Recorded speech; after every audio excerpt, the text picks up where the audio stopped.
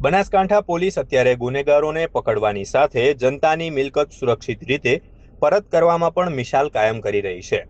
ડીસા શહેર દક્ષિણ પોલીસે તેરા તુજકો અર્પણ અભિયાન અંતર્ગત રૂપિયા 1,32,000ની કિંમતના 8 ગુમ થયેલા મોબાઈલ શોધી કાઢી તેમના મૂળ માલિકોને સુપરત કર્યા છે.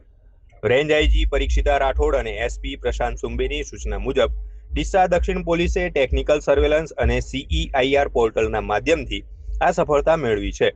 પરંતુ આ કામગીરી માત્ર મોબાઈલ પૂરતી મર્યાદિત નથી. પોલીસે એક ડગલું આગળ વધીને વર્ષો જૂના કેસોનો પણ ઉકેલ લાવ્યો છે.